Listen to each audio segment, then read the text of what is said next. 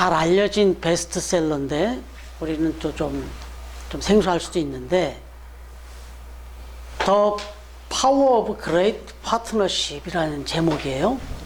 그런데 우리말로 바꿔보면 위대한 이인자다라는 그런 의미를 담고 있습니다. 그래서 그렇게 번역돼서 출판이 됐는데 데이빗 히넌이라는 분과 워렌 베니스라고 하는 두 분이 이제 같이 함께 기록한 쓴 책인데 여기에는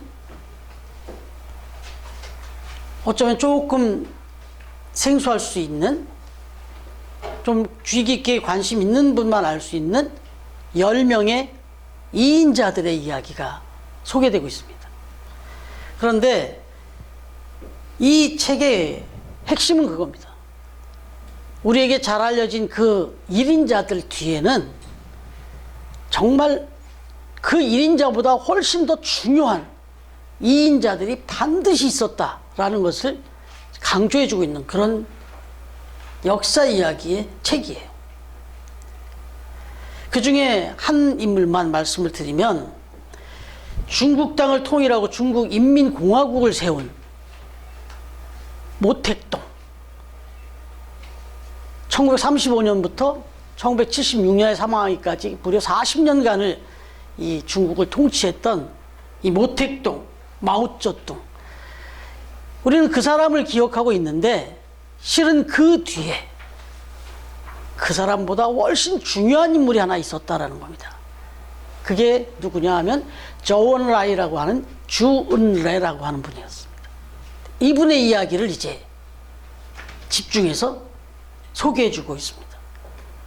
그런데 이 모택동이라고 하는 사람, 이 마오쩌둥이라고 하는 사람은 중국 그 혁명을 주도했고 정말 중국의 오늘의 이 중국을 이루는데 아주 중요한 그런 역할을 한 사람으로 그렇게 인정되고 있고 중국 사람들도 다 그렇게 또 추앙하고 있는데 이 모택동은 사실은 정규 교육을 제대로 받지 못한 사람이라고 그래요. 그저 정말 좀 거칠게 그렇게 자라난 사람인데 그걸 이겨내 보기 위해서 이 모택동은 자기 스스로 독학을 했던 사람이라고 그래요. 그래서 어떤 여행을 갈 때면 책을 막 40권 정도씩 싸들고 다니면서 읽고 또 읽고 그렇게 열심히 노력을 해서 그리고 또 정규 교육을 받은 사람이 아니고 이 엘리트가 아니다 보니까 시장 사람들을 더 많이 아는 거죠.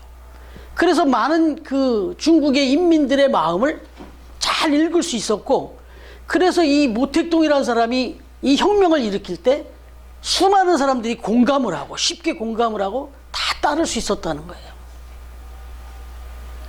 그러나 중요한 것은 이 모택동이 가지고 있는 이 카리스마와 그 이 애민정신과 이 사람들을 이렇게 공감대를 일으키는 이런 부분이 있었지만 여전히 이분의 약점은 이 정규적인 것을 받은 것이 아니기 때문에 중국 전체를 아우르기에는 항상 부족함이 있었던 거죠. 그런데 어떻게 생각하면 정통적인 그런 훈련을 받았고 교육을 받았고 훨씬 더 모든 걸 잘 갖췄던 지성인의 한 사람이 주은래라는 사람이었다는 거예요. 근데 이 사람이 겸손하게 자기보다 더 큰 그릇으로 인정을 하고 모택동을 열심히 도왔다는 거예요. 그 모택동의 그 장점을 최대한 부각시켜주면서 그의 부족한 부분을 자기가 조용히 소리 없이 다 채워줬다는 거예요. 이 주은래라고 하는 사람이 세상을 떠날 때 마지막 순간까지 자기에게는 묘자리도 필요 없다. 자기를 완전히 태워서 비행기로 전 중국에 그냥 뿌려달라. 자기는 그렇게 사라지고 싶다. 이렇게 유언을 남겼을 정도로 정말 철저히 자기를 낮추고 오직 모택동만 높여서 결국 중국 혁명을 완성시켰다 이렇게 얘기해요. 그래서 이걸 이제 인정하는 미국의 닉슨 대통령이 이런 평가를 남긴 거예요.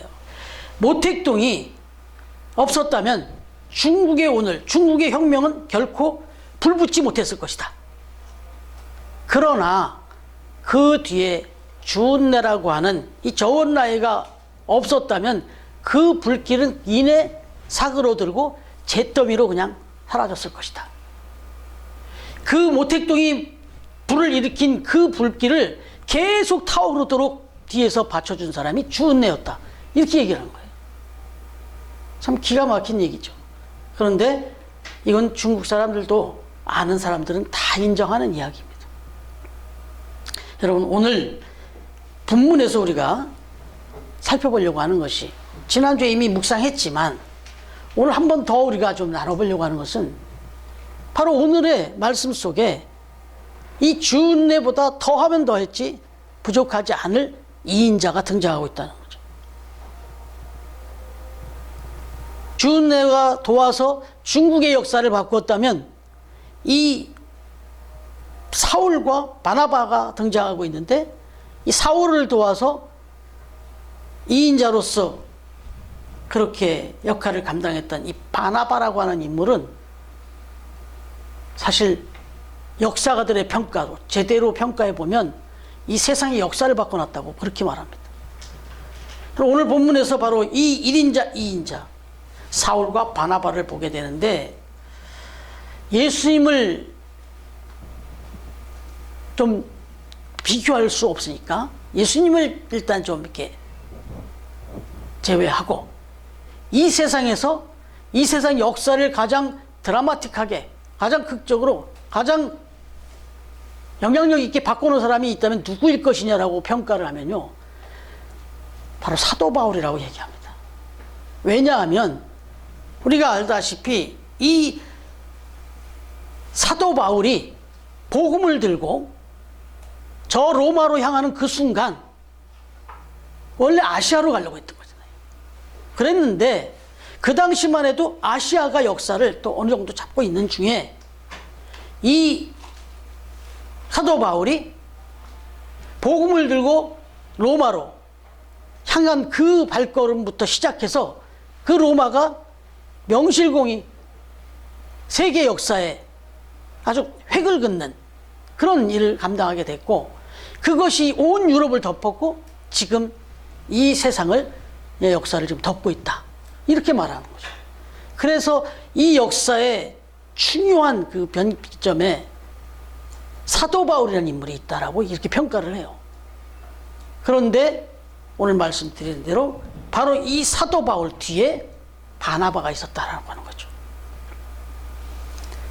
정말 이 사도 바울의 뒤에서 바나바가 좀 심하게 표현하면 목숨을 걸고 끝까지 돕지 않았다면 사도 바울은 시작부터 막혔어요. 그리고 끝까지 이 사역을 감당할 수가 없었습니다. 다메섹 도상에서 사울이 예수님을 만나고 회심한 후에 바로 전도자가 이제 됐어요. 아라비아에서 준비를 해가지고 단단히 준비를 하고 전도자로 나왔어요. 그러나 그 나름의 그 마음을 가지고 담대히 나왔지만 1차적으로는 유대인들에게 엄청난 공격을 받았어요. 미움을 받았다. 그리고 말씀드린 대로 헬라파 유대인들한테는 또 죽음에 대한 그런 또 위협도 받았고. 그러면 이렇게 변화가 돼갖고, 바울이 변화가 돼가지고 유대인들한테 미움을 받고 헬라파 유대인들까지 그렇게 막 죽음의 위기를 받았다고 하면, 그러면 적어도 변화돼서 이제는 복음을 위해서, 그리스도를 위해서 이렇게 앞장을 섰다면, 그럼 그리스도인들한테는 그러면 사랑을 받았냐? 아니에요. 그리스도인들조차도 네가 했던 짓이 있는데 네가 하는 말, 네가 하는 행동 난 믿을 수가 없다. 우린 믿을 수 없다. 받아들일 수 없다. 네가 또 어떤 계략으로 또 이렇게 나오는지 도저히 받아들일 수 없다. 믿을 수 없다. 이렇게 받아들인 거죠. 이렇게 생각했던 거죠.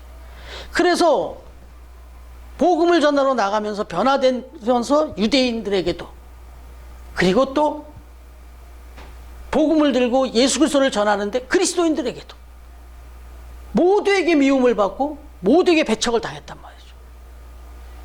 이 상태로 그냥 복음을 전한다고 사도 바울이 활동을 했다면 그걸로 그냥 사라졌을 거예요. 그냥 무명으로 그냥 그렇게 사라졌을 수 있죠. 그런데 오늘 말씀에 보니까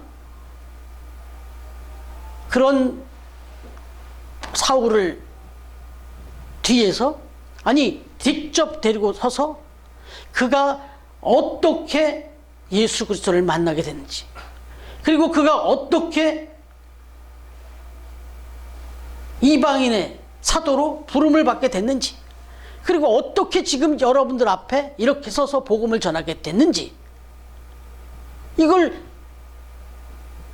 아주 자기 일보다 더 강력하게 그렇게 변론해 주면서 든든히 세워줬던 사람이 누구냐면 바로 바나바라는 거죠. 여러분, 바나바의 말이 먹힐 수 있었던 이유가 있어요.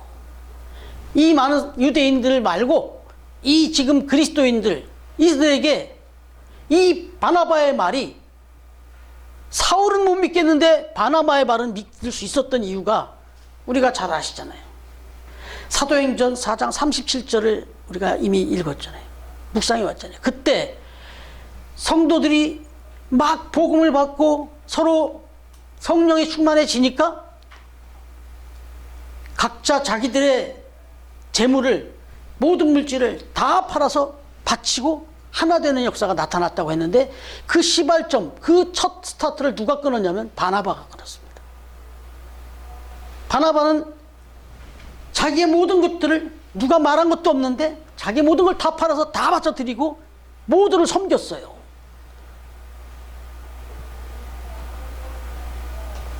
이 사람은 그냥 이건 단편적인 그런 사건으로 비교될 것이 아니라 이후에 또 누가를 또 세우는 모습이나 마가를 세우는 모습이나 이런 것들을 보면 한결같았다는 걸 알 수가 있어요. 그런 바나바가 사울을 앞에 대었고, 그 막 반대에 핍박이, 그 어떤 정죄가 막 난무하고 있는 그곳에서 다른 사람이 아닌 바나바가 나서서 사울을 변론해 줬던 거죠. 여러분 한번 생각해 보세요. 바나바는 바울이 그렇게 좋았을까요? 바나바라고 그 다른 그리스도인들처럼 사울이 밉지 않았겠냐 말이에요. 생각해 보세요. 바나바나 이 옳은 그리스도인에게 가장 정말 또 선망의 대상이었던 사람이, 인정했던 사람이 스데반이라고. 그런데 그 스데반이 돌팔매를 맞고 죽어가는 그 현장에 그걸 주도하다시피 그 현장에 그 악한 얼굴로 섰었던 그 인물이 사울이었단 말이죠. 그러니까 바나바 입장에서도 사울이 고울 리가 없고 예쁠 수가 없어요. 그런데 도대체 어떤 마음으로 이렇게 사울을 변론하고 이렇게 목숨을 걸고 도울 수가 있었냐 하는 거죠. 다른 건 아니죠. 바나바의 이 시각은 절대로 인간적인 시각이 아니었습니다. 내 마음 같아서, 내 생각 같아서는 그럴지 몰라도 하나님의 관점에서 볼 때, 아, 하나님께서 이 사람을 이렇게 변화시켜서 저 이방인을 향한 하나님의 그 놀라운 계획이 이 사람을 통해서 이루실 거라는 걸 본 거예요. 성령이 충만했던 사람이라고 그렇게 바나바에 대해서 소개하고 있기 때문에 하나님의 말씀, 하나님 앞에 기도하면서 그런 것들을 봤던 거죠. 자기의 인간적인 편견, 어떤 그 고정관념 이런 거 다 내려놓고 순수하게 하나님의 뜻에서 본 거예요. 그렇게 보니까 내 마음의 착오 안 착오가 아니라 하나님의 뜻을 생각하니까 이 사람은 도와야 되겠다, 이렇게 생각한 거예요. 그래서 그를 적극적으로 도울 수 있었던 거예요. 그리고 결정적으로 이 바나바는 겸손했던 거예요. 이렇게 세워서 받쳐주고 나서 바나바는 절대로 앞에 나서질 않습니다. 자기가 막 사울을 데리고 다니면서 폼내고 그렇게 하지 않았어요. 항상 뒤에서. 이후로 전도 여행이 계속 지낼 때도 바울 뒤에서 바나바는 항상 서포트만 했어요. 한 번은 서로 이렇게 다툼이 일어나는 일이 있었어요. 이제 사도행전을 계속 가다 보면 또 묵상하게 되는데, 그때도 역시 바나바는 겸허히 그렇게 내려놓습니다. 그래서 결국은 다시금 오히려 사울이 미안할 정도로 다시 한번 더 큰 역사를 이루는 일에도 바나바가 쓰임을 받아요. 겸손했어요. 그러니까 상대방이 지금까지 지나온 그 허물이 있었지만, 그러나 앞으로 그가 해야 될 일들을 생각하면서 그것들 더 묻지 않고 계속 밀어줬다는 거죠. 그리고 자기는 그 뒤에서 묵묵히. 여러분, 이건 정말 쉬운 일은 아니죠.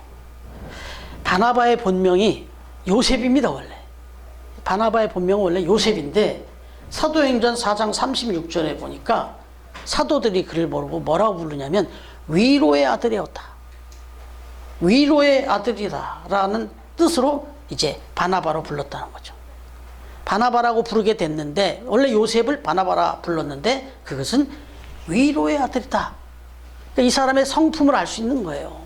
위로하고 섬기고 베풀고 이런 사람이었다는 거예요. 이런 사람이니까 또 이렇게 또 사울을 섬길 수 있었지 않나 생각이 들어요. 이 부분에 관해서 하나 좀 이야기를 드리면, 주여 나를 평화의 도구로 써주소서, 미움 있는 곳에 사랑을, 분열이 있는 곳에 일치를, 이런 그 유명한 시를 쓴 성 프란시스, 이분이 한 번은 이제 제자들하고 금식하며 수행을 하는 그런 일정을 보낼 때가 있었다고 그래요. 근데 그 금식 수행을 하면서 이렇게 지나가던 중에 제자들과 함께 가다가 마침 시장을 지나가게 됐다는 거예요. 그러다 보니 그 제자 중에 한 명이 너무 배가 고픈 나머지 몰래 죽을 한 그릇 사 먹었다는 거예요. 근데 그게 다른 제자들한테 걸린 거예요. 들킨 거예요. 그러자 다른 제자들이 거품을 물고 막 정리하다가 프란시스한테 저 아무개가 지금 이 금식 수행을 깨고 죽을 사 먹었다고 막 이제 정죄를 하면서 그렇게 비난하면서 프란시스에게 이야기하더라는 거예요. 그런데 그 얘기를 들었던 프란시스가 순간 빠른 동작으로 옮기더니 자기도 그 집에 가서 죽을 한 거 사서 얼른 먹더라는 거예요. 그리고는 참 이 죽이 이렇게 맛있을 수가 있냐고 이렇게 했다는 거예요. 그러니 다른 제자들이 얼마나 황당하고 당황스럽겠어요. 어떻게 이런 일이 벌어지나 하는 생각이 들었겠죠.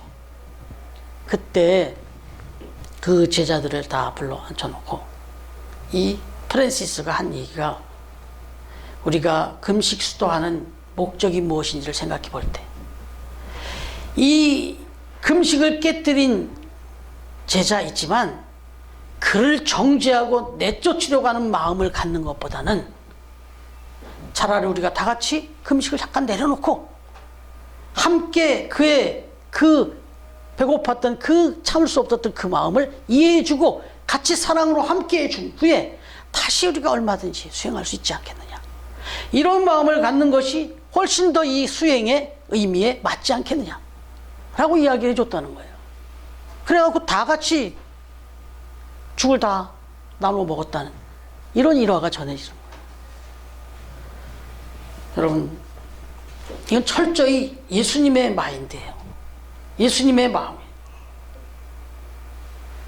바로 이런 마음으로 사울을 대할 수 있었기 때문에 사울의 그 허물과 약점도 품고 오히려 그 부분을 자기가 채워주면서 마치 모택동의 주은내처럼 그렇게 협력해서 멋진 역사를 이뤄낼 수 있었다 하는 거죠. 여러분, 우리가 이제 오늘 최병훈 집사님이 기도하시면서 어느새 우리가 3년째를 맞이한다 이 말씀을 하나님 앞에 이제 감사의 기도를 드렸습니다. 여러분, 우리가 3년째 이렇게 돼 보면 이제는 우리가 지금까지 이렇게 교회를 잘 섬기고 왔잖아요. 왔는데 이제 우리 이렇게 정말 사랑으로 한 가족이 됐는데 자칫하면 사랑보다는 정죄가 더 쉬울 수 있어요. 돌아서면은 아무게 누구를 생각하면서 고맙고 감사한 그 장점에 대한 이야기보다는 돌아서면 자칫하면 그분의 단점, 허물을 얘기하기 쉽단 말이죠. 지금 아주 중요한 시기를 우리가 또 보내요. 이제 그런 것들은 다 털어버리고 오늘 정말 한 마음으로 서로가 서로에게 이인자가 돼서 우리 세례 요한이 그렇게 고백했죠. 예수님보다 먼저 세상에도 왔고 자기가 형이에요. 형님이에요. 그리고 예수님이 찾아왔을 때 세례까지 베풀었던 사람이에요. 그런데도 세례 요한은 예수님을 향하여 뭐라고 그러면 당신은 흥해야 되겠고 나는 망하리라. 망해도 좋다. 나는 당신이 흥하는 게 나의 기쁨이다. 이렇게 고백을 했어요. 서로에게 우리가 그런 사람들이 돼야 되지 않겠습니까?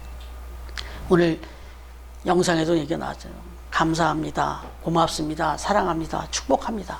우리 한 해를 이렇게 잘 마무리를 하고 새해를 맞이해서 그래서 더 소망된 그런 새해를 우리가 열어갈 수 있기를 바랍니다. 오늘 말씀을 생각하면서 정말 여러분들 각자도 마찬가지고 교역자에게도 정말 조심스럽게 고백합니다마는 교역자에게 있어서 정말 바람이 있고 축복이 있다면 감히 사울에 변줄 수 없지만 사울의 마음에서 본다면 바나바 같은 교우들이 있기를 얼마나 소화하겠어요. 얼마나 바라고 얼마나 기도하겠어요. 그리고 그런 성도들이 있는 건 축복이에요. 우리 교역자 입장에서. 저는 오늘도 다시 한번 말씀드리지만 저는 어디 밖에 나가서 부러움을 많이 사요. 왜냐하면 제가 저도 모르게 자꾸 자랑을 해서 그런가 봐요. 저는 우리 교회 집사님, 권사님, 우리 모든 성도님들 자랑을 너무 많이 하니까 제가 좀 부러움을 많이 사서 좀 절제하고 있는 중이에요. 저는 그런 의미에서 참 축복받은 그런 목회자다라는 거 다시 한번 고백하고 정말 여러분 감사합니다. 여러분도 밖에 나가셔서 많이 자랑하시고 교회도 자랑하시고 교역자도 자랑하시고 서로 피차간에 그래서 정말 교회를 생각할 때마다 저는 성도님을 생각할 때 여러분들은 교역자를 생각하고 교회를 생각할 때 또 교우들끼리 생각할 때 마음이 막 따뜻해지고 흐뭇해지는 그런 역사들이 있어서 정말 사울과 바나바와 같은 이런 아름다운 사랑의 교제가 내년 한 해 동안 또 풍성하게 이루어지기를 원합니다. 미리 달력을 나눠드렸는데 내년 주제는 우리 표어는 서로 사랑하라입니다. 너무 기초적인 건데 다시 돌아갔어요. 서로 사랑하라. 우리 기대하라, 기도하라, 그리고 기다리라잖아요. 이번 송구영신 때 전해드릴 말씀은 서로 사랑하라인데 두 개가 더 구어로 들어갑니다. 존중하라, 배려하라, 사랑하라. 이번 송구영신 때 이 말씀으로 은혜를 나누려고 합니다. 바라기는 우리 사랑하는 처음 가족 여러분, 피차간에 사울과 바나바와 같은, 바나바와 사울 같은 그런 관계로 특히 우리 바나바와 같은 그런 역할을 자처하면서 서로와 서로를 높여드리고 더 나아가선 서로 사랑하면서 하나됨으로 우리 처음 교회의 새 역사를 다시 한번 써가는 우리 처음 가족들 다 되기를 주님의 이름으로 축원합니다. 기도하겠습니다.